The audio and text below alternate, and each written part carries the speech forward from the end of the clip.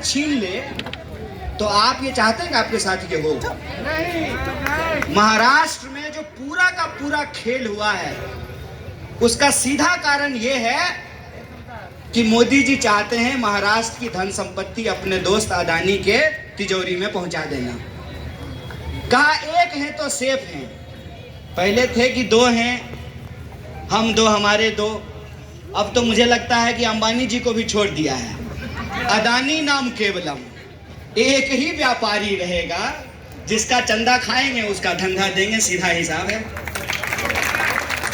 हमको एक पत्रकार बोली कि एक है तो सेफ हैं। हमने कहा आपकी शादी हुई है? तो उसने कहा हाँ हुई है। हम बोले निकल लीजिए पति को छोड़ करके, एक है तो सेफ है। ये कोई बात होता है? हम ईश्वर का नाम कभी अकेले में नहीं लेते हैं। हम उस भारत के वासी हैं जहां कहते हैं सीताराम, राधे श्याम, गौरी शंकर। बैल भी हीरा मोती के जोड़ी में होता है। यहाँ पर ये भी तो रंगा बिल्ला का जोड़ी बना करके घूम रहे हैं। चुनाव आया है तो नारा दिए हैं एक है तो सेफ है। कौन है ये एक? ये एक है जो यहाँ शेयर मार्केट में बैठ करके बहुत सारे लोगों का शेयर मार्केट का पैसा लूट रहा है। कौन है एक जो नकली जज बन करके जो है नकली अदालत लगा रहा है? कौन है एक जो नकली टोल वसूल रहा है? बताइए, सिंपल हिसाब है। कार खरीदिएगा, रोड टैक्स दीजिएगा, तो एक बार रोड टैक्स दीजिएगा और जितना बार कार को पेट्रोल पंप पे लेके जाइएगा उतना पेट्रोल पर टैक्स दीजिएगा, और जितना रोड पर लेके जाइएगा उतना बार टोल टैक्स दीजिएगा। टैक्स हमसे वसूलते हैं और कर्जा माफी अपने दोस्तों का करते हैं। 16 लाख करोड़ रुपया अपने दोस्तों का माफ कर दिया। और कहिएगा कि बच्चों के लिए स्कूल खोल दीजिए तो कहेंगे फंड नहीं है, अस्पताल खोल दीजिए तो फंड नहीं है, सड़कें बना दीजिए तो फंड नहीं है, बिजली का बिल कम कर दीजिए तो फंड नहीं है। अरे तो फंड जाता कहाँ है जो हमसे 18% जीएसटी का टैक्स वसूल रहे हो? वो फंड जाता है प्रधानमंत्री जी के लिए। उड़न खटोला आया है 8,500 करोड़ का। कितने का? बताइए, ऐसी गरीबी कौन नहीं चाहेगा? ऐसा गरीब आप होना चाहते हैं कि नहीं चाहते हैं कि आपके भी पास 8,500 करोड़ का हवाई जहाज उचरने के लिए? कितना बेवकूफ बनाते हैं। चुनाव आया है तो एक नेता आया और बोला कि धर्म युद्ध है। बिल्कुल ठीक बात है। बोला धर्म बचाना है, एकदम जरूरी है, बचाएंगे धर्म। बस नेताजी से पूछना यह है कि आपका बेटा बेटी भी चलेगा ना हमारे साथ धर्म बचाने? नहीं, धर्म सबको बचाना है ना भैया। कि मंत्री का बेटा जाएगा ऑक्सफोर्ड पढ़ने के लिए, हम यहाँ धर्म बचाएंगे। तुम्हारा बेटा जो है आईपीएल का टीम खरीद रहा है और हमको ड्रीम 11 पर टीम खरीदने के लिए कह रहे हैं। खेल समझ रहे हैं? हमने कहा भाजपा के नेता को कि बिल्कुल बिल्कुल धर्म बचाएंगे, साथ में चले। नेताजी का बच्चा धर्म बचाने के लिए तैयार है। तो बोला कि योगी जी मोदी जी को बच्चा नहीं है। तो हम बोले भतीजा है ना, जैसा को भेज दें। फडणवीस जी धर्म बचाना है ना, तो बोलिए आदरणीय पत्नी जी को रील बनाना छोड़ करके चले हमारे साथ धर्म बचाने के लिए। बचाएंगे धर्म।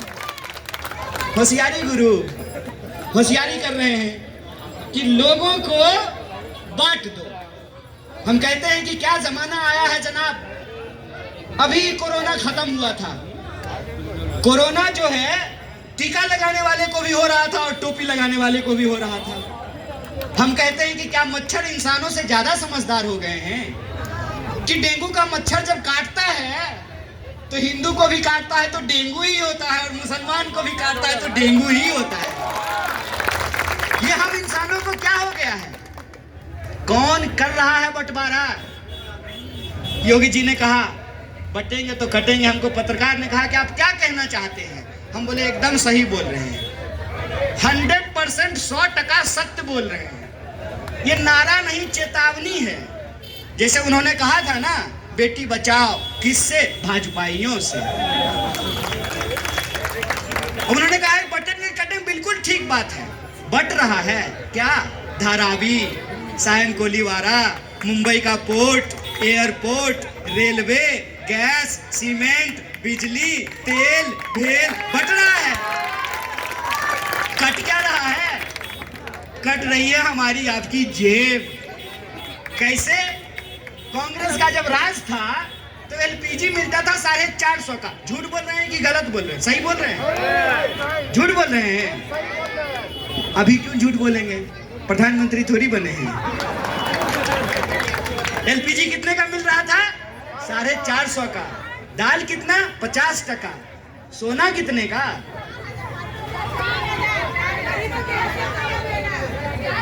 अब तो ले भी नहीं सकते हैं। वैसे भी सारा सोना जो है ना दोस्तों के तिजोरी में पहुंच चुका है। ये बात हम लोगों को समझनी पड़ेगी कि हमारे ऊपर महंगाई की मार, हमारे बच्चों के ऊपर रोजगार का मार, हमारे घर की बहू बेटियों की सुरक्षा का सवाल, हमारे सड़क बिजली पानी का सवाल सियासत से गायब कर दिया गया है। और जो बंटवारा करते हैं वही एक होने का नारा दे रहे हैं। हम तो कब से कहते आ रहे हैं हिंदू मुस्लिम सिख ईसाई आपस में हैं भाई भाई। भारत माँ के 4 सिपाही हिंदू मुस्लिम सिख ईसाई। हम आज से कह रहे हैं। गांधी तो कहते कहते चले गए। रघुपति राघव राजा राम, पतित पावन सीताराम, ईश्वर अल्लाह तेरो नाम, सबको सन्मति दे भगवान। बताइए हमने कब बांटने की बात की? बांटा भी आपने और काटा भी आपने। बांटा इस देश की संपत्ति अपने दोस्त को और काटी यहाँ के लोगों की जेब।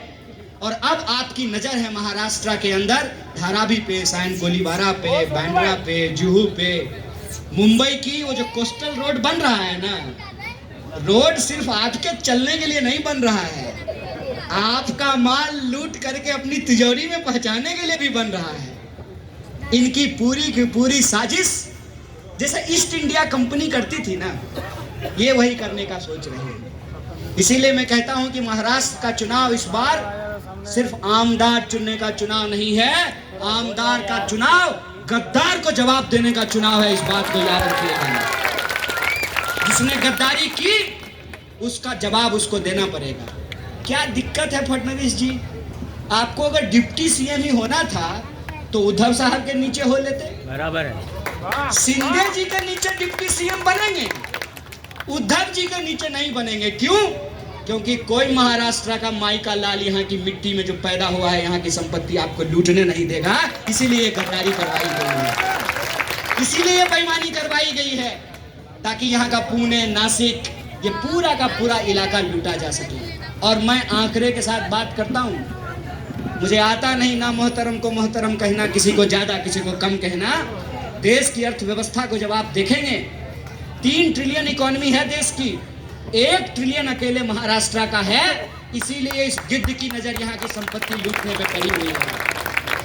और ये हमारे पुलिस वाले भाई, ये आज यहाँ खड़े हैं। कल को सरकार जब बदल जाएगी, गृह मंत्री बदल जाएगा और गृह मंत्री कहेगा कि एसपी जाओ डंडा चलाओ अपने ही लोगों के ऊपर अदानी के लिए, तो बोलिए डंडा चलाएंगे कि नहीं चलाएंगे? क्या सिपाही जी? चलाना पड़ेगा ना। ये लड़ाई है और इस लड़ाई को हमको समझना पड़ेगा। इसीलिए मैं कहता हूं कि ये मौका है। 5 साल में संविधान ने हमको ये ताकत दी है। डॉक्टर बाबा साहब भीमराव अंबेडकर ने एक संविधान बना करके दिया है। गांधी ने अपने सीने पे गोली खाई है। मौलाना अबुल कलाम आजाद 15 साल जेल में बंद रहे। शहीद आजम भगत सिंह हंसते हंसते फांसी के फंदे को चूम लिया। हमारे पूर्वजों ने हमको ये मिट्टी दी, हमको बराबरी का अधिकार दिया कि एंटीला में रहने वाले अंबानी के बेटा का भी वोट एक और झोपड़ी में रहने वाले हमारे भी बच्चे का वोट एक। ये है संविधान की ताकत। और ये जो संविधान की ताकत है, इस ताकत को ये बदल देना चाहते हैं। इसीलिए हम आपसे कहने के लिए आए हैं, ये महज आमदार चुनने का चुनाव नहीं है, ये महाराष्ट्र के स्वाभिमान को बचाने का चुनाव है। वो अगर अपने बच्चों का भविष्य सुरक्षित करना चाहते हैं तो हमको अपने बच्चों का भी भविष्य सुरक्षित करना पड़ेगा। इसलिए हम इधर उधर की बात नहीं कर रहे हैं, हम सीधी बात कर रहे हैं। हम कह रहे हैं कि समाज को चलाने के लिए जितना पुरुष जरूरी है उतना ही महिलाएं जरूरी हैं। इसीलिए आप हमारा गारंटी उठा करके देखिए, उस गारंटी में हम महिलाओं के लिए 3000 रुपए देने की बात कर रहे हैं। युवा शक्ति के बिना समाज आगे नहीं बढ़ सकता है, विकास नहीं हो सकता है। उस युवा शक्ति को 4000 बेच देने की बात कर रहे हैं। जो किसान हैं उनका कर्जा माफ करने की बात कर रहे हैं। सबका जो है हम बीमा करने की बात कर रहे हैं। महिलाओं की बस यात्रा फ्री करने की बात कर रहे हैं। क्यों? क्योंकि जब हम खाना खाते हैं ना, तो ऐसा नहीं होता है कि सर का विकास होता है और हाथ का विकास नहीं होता है। शक्ति के संतुलन के लिए, किसी भी संरचना के टिके रहने के लिए जरूरी है कि समाज के पायदान पे आखिरी इंसान जो है उस तक विकास की धारा पहुंचे। आप कीजिए रीडेवलपमेंट, कोई दिक्कत नहीं है, लेकिन इस बात की गारंटी कीजिए कि धारावी का कोई इंसान उसको उसके वजूद से नहीं हटाया जाएगा, उसको उसके घर से नहीं निकाला जाएगा। और तब भी बोल करके गया था और आज फिर चुनाव के सामने आपके सामने दोहरा रहा हूं। हम उस पार्टी का दामन थामे हैं जिस पार्टी ने इस देश को आज़ादी दिलाई है, जिस पार्टी ने इस देश के लिए संविधान बनाया है, जिस पार्टी ने संस्थान बनाया है, जिस पार्टी ने चुनाव आयोग बनाया, एम्स बनाया, IIT बनाया। आज इस देश पे कोई भी आंच आएगा तो उसको बचाने की जिम्मेवारी हमारी है। धारावी के लोगों, आप हमारे लिए सिर्फ वोट नहीं हो, आप हमारी पहचान हो, आप हमारी ताकत हो। हम तब भी बोल के गए थे, आज भी दोहरा रहे हैं, आपके हक और अधिकार के लिए कांग्रेस पार्टी खड़ी रहेगी, क्योंकि हम आपके परिवार हैं, हम आपके हर कदम में साथ हैं। ये बात हम आपसे कहना चाहते हैं। इसीलिए 20 तारीख को जब आप वोट करने के लिए जाइएगा तो याद रखिएगा कि आपको MLA नहीं चुनना है, सिर्फ MLA नहीं चुनना है। जब आप 1 नंबर पे बटन दबाएंगे, जब आप पंजे के हाथ पे बटन दबाएंगे, तो आप गद्दारों के मुंह पे तमाचा मार रहे होंगे। इस बात को याद रखिएगा। लोग कहते हैं EVM, अरे छोड़िए EVM महाराज, मुंबई में तो CM ही हैक हो गया है। इसीलिए आप सबकी जिम्मेवारी है कि महाराष्ट्र ने जो ठाना है, महाराष्ट्र ने जो तय किया है, चाहे वो मुंबई हो, उत्तर महाराष्ट्र हो, कोंकण हो, मराठवाड़ा हो, विदर्भ हो, हर इलाके के लोगों ने ये ठाना है कि इस बार महाराष्ट्र में बदलाव होगा और गद्दारों को जवाब दिया जाएगा। बोलिए, होगा कि नहीं होगा? जब बदलाव का मन बना लिए हैं ना, तो एक और आखिरी गुजारिश है आपसे, ऐसा बदलाव कीजिए ना कि जो चाणक्य हैं कहते हैं नहीं, जैसा कि पप्पा वो सूटकेस लेके घूमते रह जाएं। इस बार रिजॉर्ट नहीं हो पाए। क्या कहते हैं? यही उपाय है ना, थोड़ा आसपास रखेंगे तब ना सूटकेस काम करेगा। इस बार बटन पे ऐसा जोर से जो है ना मामला सेट करना है ना कि सूटकेस कुछ नहीं कर पाए। इसीलिए मैं आप सबसे कहता हूं कि बिल्कुल त्योहार की तरह देश बचाने के एक जश्न के तौर पर, महाराष्ट्र बचाने के एक जश्न के तौर पर 20 तारीख को अपने घरों से निकलना है, लाइन में लग करके, जैसे जाते हैं ना मंदिर में पूजा करने के लिए, मस्जिद में नमाज अदा करने के लिए, लाइन में लग करके जमहूरियत को जिंदा करना है, अपनी किताब की रक्षा करनी है, आईन बचाना है, संविधान बचाना है, अपने बच्चों का भविष्य बचाना है, धारा भी बचानी है, महाराष्ट्र का पहचान बचाना है। बोलिए, होगा कि नहीं होगा? दोनों हाथ उठा के बोलिए, परिवर्तन होगा। तो एक उठती हुई हाथ इस बात की गवाही है, इस बात का संकेत है। दिल्ली खबरदार हो जाओ, इस बार महाराष्ट्र में परिवर्तन की तैयारी है। इसी आशा और विश्वास के साथ आप तमाम लोगों का, आदरणीय मंच का, मैं आप सब लोगों का बारी बारी से नाम नहीं ले पाया, माफ कीजिएगा। सारे साथी यहाँ पे बैठे हुए हैं, हमारे नौजवान साथी हैं, हमारी महिला बहनें हैं, मैं इन सबको इकट्ठे आपकी तरफ से प्रणाम कर लेता हूँ। आपका भी समय बचे और हमारा भी। बहुत बहुत धन्यवाद, बहुत बहुत शुक्रिया।